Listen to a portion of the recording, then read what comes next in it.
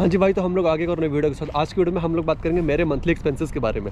ठीक है यार, देखो यार जी, ये जो टॉपिक है ना बहुत ही ज़्यादा पूछे जाने वाला टॉपिक है। ठीक है, क्योंकि बहुत सारे लोग जो भी कनाडा आना चाहते हैं या आने वाले होते हैं, तो उन लोगों के दिमाग में चीज़ चल रही होती है यार कि हम लोग जब कनाडा आएंगे तो हमारा खर्चा किस किस चीज़ में और कितना कितना खर्चा होगा।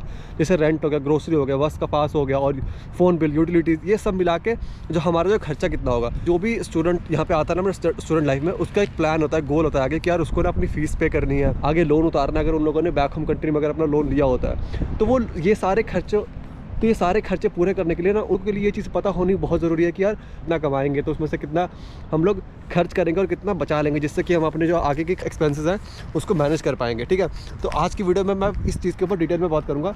एक्चुअली बात ऐसी है कि ना इस चीज़ के ऊपर यूट्यूब पर बहुत सारी वीडियोज़ है, बट वो कोई भी डिटेल्ड वीडियोज़ नहीं है। उन वीडियोज़ के अंदर ना जितने भी यूट्यूबर्स हैं मैंने देखा है, मैंने बहुत ज़्यादा वीडियोज़ देखी और मुझे लगा कि मुझे वीडियो बनानी चाहिए, क्योंकि वो लोग ना यार एक रेंज बता देते हैं कि हाँ आपका खर्चा इतने अमाउंट से लेकर इतने अमाउंट तक के अंदर आपका खर्चा होगा इस चीज़ में। तो यार मुझे लगा कि उस चीज़ का तो कोई फ़ायदा नहीं है, वो तो ऑलरेडी सबको पता है कि यार इतना खर्चा होगा। बट मैं सोचा कि नहीं, मैं अपने एक्सपीरियंस के अकॉर्डिंग बताता हूँ आप लोगों का खर्चा किस चीज़ में कितना कितना होगा। तो मैं सोचा चलो वीडियो बना ही देते यार। ठीक है, आप लोगों की भी हेल्प हो जाएगी, मुझे मेरा एक और मेरी भी वीडियो बन जाएगी। तो वीडियो को शुरू करते हैं। देखो यार, जो पहली चीज़ है वो है रेंट। देखो रेंट ऐसी चीज़ है ना कि सबसे बड़ा जो मेजर चंक है ना पैसों का, वो रेंट के अंदर निकलता है। जब आपके पे आती है ना तो उसमें से 50 to 60% जो आपका जो पे है ना, जो आपके पे चेक है, उसमें से वो रेंट में निकल जाता है। और जो रेंट में जो खर्चा होता है वो आपका 500 से लेकर 800 तक का। अब कोई बोलेगा कि इतना बड़ा रेंज क्यों बता रहा हूँ मैं। देखो यार, बात ऐसी है कि ये डिपेंड करता है आपका रेंट कि आप शेयरिंग में रह रहे हो, प्राइवेट रूम में रह रहे हो। तो देखो पहले हम बात करते हैं शेयरिंग की। अगर आप शेयरिंग में रह रहे हो ना तो आपका जो खर्चा होना चाहिए वो होना चाहिए 400 से लेकर 550 तक का, इंक्लूडिंग यूटिलिटीज़। अब कोई कहेगा यार कि कोई 400 कोई 500 इतना ऐसा क्यों। तो देखो यार, अगर आप लोग 400 रेंट दे रहे हो ना, आप जिस घर में रह रहे हो उसमें फैसिलिटीज़ भी $400 के अकॉर्डिंग ही होगी। अगर मान लो कोई 400 दे रहा है तो उसका मतलब ये है कि उस घर में या तो यार देखो डाइनिंग टेबल नहीं होगा किचन में। ठीक है, उनको अपना खाना बनाया, उन्होंने खाना लेकर अपने कमरे में आ गए, वहाँ पे बैठ के खा रहे हैं। ना ही कोई लिविंग एरिया, कोई इंटरटेनमेंट के लिए कुछ भी नहीं है उस घर में। सिर्फ वो रह रहा है, वॉशरूम यूज़ कर रहा है, किचन यूज़ कर रहा है। तो वो रेंट ना इन चीज़ों पर भी डिपेंड करता है। अगर कोई उसी जगह कोई शेयरिंग में रह रहा है, कोई 550 दे रहा है, तो उसके घर में कहीं ना कहीं देखो यार डाइनिंग टेबल होगा, ठीक है, लिविंग एरिया होगा और टीवी वगैरह भी लगा होगा, इसलिए उसका रेंट जो है 550 हो सकता है। आप लोगों ने ना ये नहीं देखना कि यार कि फलाना बंदा जो है 500 रेंट दे रहा है या फलाना बंदा जो 400 रेंट दे रहा है, मैं 550 रेंट दे रहा हूँ। तो यार देखो, ऐसा बिल्कुल नहीं सोचना है। जो जितना रेंट दे रहा है वो कुछ कहीं ना कहीं वो उस चीज़ के मतलब ठीक है अकॉर्डिंग वो चीज़ें यूज़ भी कर रहा होगा। ठीक है, तो आप लोगों को ये चीज़ ध्यान रखनी है। और उसी जगह अगर आप लोग प्राइवेट रूम में रह रहे हो और प्राइवेट रूम का जो रेंट होगा ना 600 से लेके $800 तक के बीच में। अब देखो फिर वही बात आ गई कि जितनी फैसिलिटीज़ घर में होंगी उतना ही उसके अकॉर्डिंग रेंट होगा आपका। प्राइवेट में रह रहे हो तो आपका जो रेंट है वो $800 तक में ही होना चाहिए, इंक्लूडिंग यूटिलिटीज़। अगर उससे ज़्यादा है ना तो भाई आप लोग कहीं और रूम देख लो, क्योंकि अगर इससे ज़्यादा है तो बहुत ज़्यादा है आपकी स्टूडेंट लाइफ के अंदर। बट हाँ, अगर मजबूरी है तो यार देखो रहना पड़ता है। ठीक है, तो ये चीज़ आप लोगों को समझ में आ गया होगा कि रेंट इतना होना चाहिए प्राइवेट में और शेयरिंग में। अब बात करते हैं मेरे पर्सनल एक्सपीरियंस के बारे में। ठीक है, कि मैंने क्या एक्सपीरियंस किया था। देखो यार, मेरे को 1.5 साल हो गया कनाडा में और अभी मैं जहाँ पे रह रहा हूँ वो तीसरी जगह है। मैं 1.5 साल में मैंने 2 जगह खाली कर दी, मैं तीसरी जगह पे रह रहा हूँ।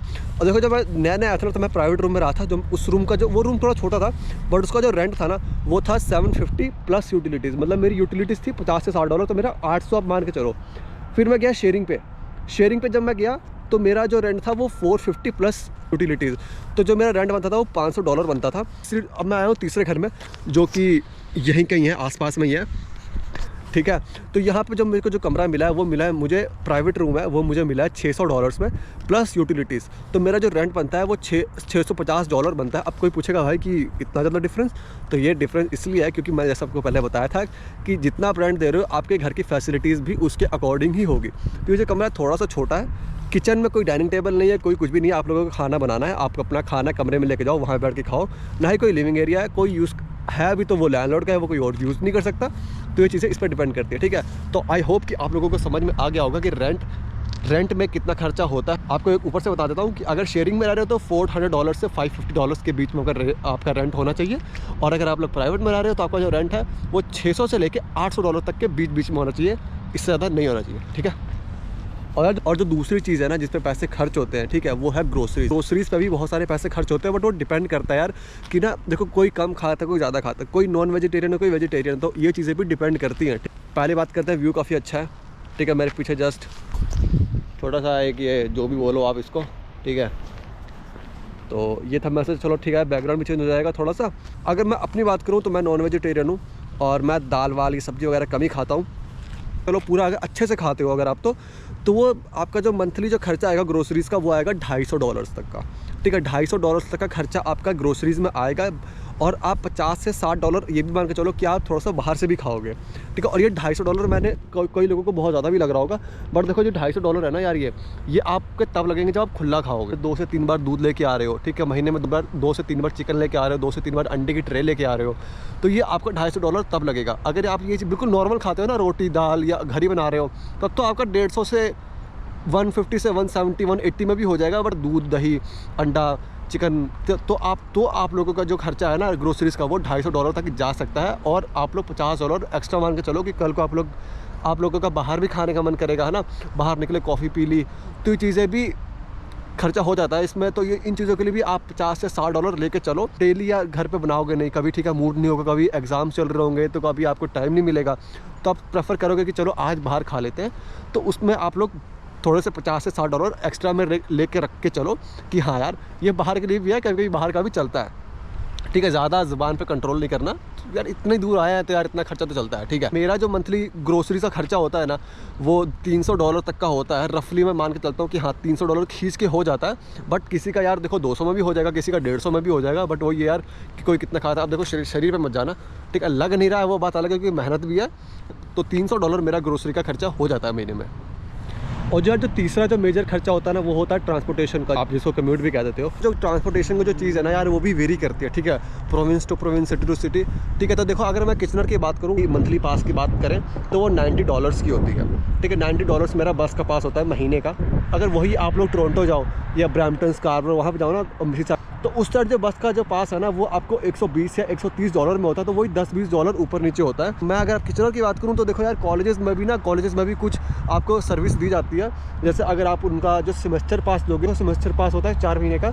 अगर यही चीज़ आप यहाँ पे लोगे 90 × 4 $360 होता है। बट अगर आप कॉलेज की तरफ से वो उनका जो कॉलेज कार्ड जो होगा वो लोगे तो आपको मुझे जो पड़ता है तो वो मुझे पड़ता है $300 का, तो आपके $60 बच रहे हैं। तो मंथली का जो बस पास है वो $90 का होता है। और मैं ये कहूँगा यार कि आप लोग 40-50 साइड में रख लें ऊबर के लिए। कल को मान लो फाइनल एग्जाम में आपकी बस लेट हो गई, बस छूट गई तो आप ऊबर भी करा सको। ऐसा ना हो कि भाई कि सिर्फ पूरा एज पे चल रहे हो कि $90 ही खर्च करने, ऐसा नहीं होगा। अब विंटर्स आ गई हैं, विंटर्स में बसेस भी फुल होती हैं। मेरे साथ हुआ है कि मैं बस स्टॉप पे बस का वेट करता हूँ, बस निकल जाती है, वहाँ पर लिखा होता है बस इज़ फुल। तो ये चीज़ें बहुत होती हैं, ठीक है। अब जनवरी इनटेक में बच्चे बहुत ज़्यादा भी आएंगे तो ये बुरा हाल होने वाला है इस वक्त। तो मेरा अभी $90 लगता है महीने का, और 1-2 दिन कभी कदार मतलब ऊबर कर ली, ठीक है, कभी काम से आ गया, कुछ भी इशू हो गया तो उसके लिए मैं ऊबर महीने में 2 से 3 बार करूँगा। वरना जो मेरा जो ट्रांसपोर्टेशन का जो खर्चा है महीने का वो $90 ही है। जो आपकी लिस्ट में जो लास्ट खर्चा होगा ना जिसको आप रोक नहीं सकते, जो होना ही होना है, वो है आपका फ़ोन का बिल, ठीक है। देखो ये भी वेरी करता है, कोई चैटर का सिम यूज़ करता है, ठीक है, कोई फाइडो यूज़ करता है, कोई वर्जिन यूज़ करता है। इनके प्लान्स भी डिफरेंट होते हैं, कोई महंगा है कोई सस्ता है। आप एक रफली एस्टिमेट लेके चलो तो आपका $40 से $50 का खर्चा होगा। ये भी कहेंगे यार कि मेरा 30 लगता है, मेरा 35 लगता है। तो देखो कोई किसी को 20 GB डाटा मिलता है, किसी को 30 GB मिलता है। अगर मैं अपनी बात करूँ तो मेरे पास वर्जिन का सिम है, मेरा जो प्लान है $45 में 50 GB डाटा मेरे को मिलता है और 1000 इंटरनेशनल कॉल्स भी मिलती है फ्री। तो मेरा जो खर्चा आता है वो टैक्स डाल के $5 $50 मेरा महीने का फ़ोन का प्लान आता है। मैं सिर्फ तो सजेस्ट करूँगा कि भाई चैटर छोड़ के ना कुछ भी ले लेना। चैटर सबसे वाहियात है, मैंने 2 महीने चलाया, बहुत ही रद्दी सिम है भाई, वो मत लेना। फाइडो वर्जिन ये सब ले लो। स्टूडेंट प्लान भी आते हैं, बहुत अच्छे प्लान होता है, $30-35 में भी हो जाएगा। बट अगर मैं अपना बताऊँ जो है भाई $45 में मेरा जो मंथली खर्चा आता है। आप लोगों का भी इस रेंज में आएगा $35 से $45 के बीच में, तो ये आप मान के चलो, ठीक है। तो ये देखो भाई अपने सारे जो मेन खर्चे हैं ना जो होने ही होने हैं हर महीने में, वो तो मैंने गिनवा दिए। बट कुछ खर्चे ऐसे भी हैं, खर्चे अननेसेसरी भी नहीं कह सकते, बट यार वो थोड़े से शौक वगैरह जिनको आप कह दो, ठीक है। तो वो चीज़ें होती है, मान लो किसी ने फ़ोन लिया हुआ है, ठीक है, किसी प्लान पे, तो उसकी भी भाई EMI जाएगी महीने की। किसी ने मैकबुक लिया हुआ है, किसी ने अपने यहाँ पे स्टूडेंट आया उसके पास लैपटॉप नहीं था इंडिया में, उसने यहाँ पे आके लैपटॉप ले लिया, तो वो भी भाई उसकी भी EMI देगा, ठीक है। तो आप लोग उसको भी मत भूलो अपने मंथली एक्सपेंसेस में। इंक्लूजन की बात करें अगर, तो खर्चा अगर रफली मान के चलो, अगर शेयरिंग में रहते हो तो 500 रेंट हो गया आपका, ठीक है, $200 की ग्रोसरी हो गई, और आपका जो फ़ोन का बिल है वो $50 मान लेते हैं, आपका $750 हो गया। आपका मंथली बस पास तो वो $100 मान लेते हैं उसको, तो आपका जो टोटल खर्चा होगा $850 हो गया। आपकी जब पे चेक मान लेते हैं कि यार आप लोग मंथली ना $1000 कमा रहे हो तो $150 आपका बच रहा है। बट अगर आप लोग स्टूडेंट लाइफ में आ रहे हो तो आपके पास GIC भी होती है, और GIC के रूल अब चेंज हो गए हैं, तो आप लोगों को हर महीने $1300 कुछ मिलेंगे। और आपकी अगर आप लोग मिनिमम पे रेट पे भी काम कर रहे हो, 20 आवर्स ही काम कर रहे हो, तो भाई आप लोगों का जो महीने का जो इनकम हो जाएगी ना वो $2300 हो जाएगी। और 2300 में से अगर आप लोग सिर्फ 800 से $850 खर्च कर रहे हो और $150 मान लो आप लोगों ने अपनी शॉपिंग के लिए कर लिया यार कि चलो ठीक है मैं कभी मैंने कॉफ़ी पी ली या कुछ भी मतलब, तो उसको हटाने के बाद भी आप लोगों के पास $1300 बचेंगे, जिसको अगर आप लोग हर मंथ भी अगर सेव करोगे ना तो वो सेव करने के बाद भी आप लोग अपनी जो GIC बचा सकते हो और अपने आराम से जो है ना फ़ीस दे सकते हैं अगले सेमेस्टर की। तो ये चीज़ है। इस वक्त मैं 20 आवर्स काम करता हूँ, प्राइवेट रूम में रह रहा हूँ, मेरा रेंट $600 है, प्लस यूटिलिटीज़ जो मिला के जो होता है $650 यूटिलिटीज़, और मेरी जो $250 की ग्रोसरी हो जाती है $900, और मेरा जो बस का पास है वो $100 हो गया। तो मिला जुला के भाई मैं तो देखो पूरा एज पे चल रहा हूँ कि मेरे पास कुछ बच नहीं रहा है, बट मैं इतना टेंशन फ्री इसलिए कि मैंने अपनी फ़ीस दे दी है। मेरे को कोई ऐसा स्ट्रेस नहीं है कि मुझे फ़ीस देनी है, कुछ भी ऐसा है कि मुझे कोई सेविंग करनी है। बट हाँ, अभी फिर से रूल चेंज हो गए हैं, मैं फिर से 20 आवर्स से ज़्यादा काम कर सकता हूँ। तो मैं फिर ढूंढ रहा हूँ कि हाँ मुझे और काम मिल जाए, मैं जहाँ पे काम करता हूँ वहाँ पे मुझे कुछ और आवर्स मिल जाए जिससे मैं थोड़ा सा ज़्यादा काम कर सकूँ, थोड़ा ज़्यादा पैसा कमा सकूँ। होप कि मेरे इस वीडियो से आप लोगों को समझ में आ गया होगा कि मंथली एक्सपेंसेस कितना रहता है यहाँ पे एक स्टूडेंट लाइफ में, एक किसी भी स्टूडेंट का। तो मैं इतना ही था। अगर आप लोगों को वीडियो अच्छा लगे तो वीडियो को लाइक करना, शेयर करना और मेरे चैनल को सब्सक्राइब करना। ठीक है, मिलते हैं नेक्स्ट वीडियो में, तब तक के लिए बाय बाय, टेक केयर।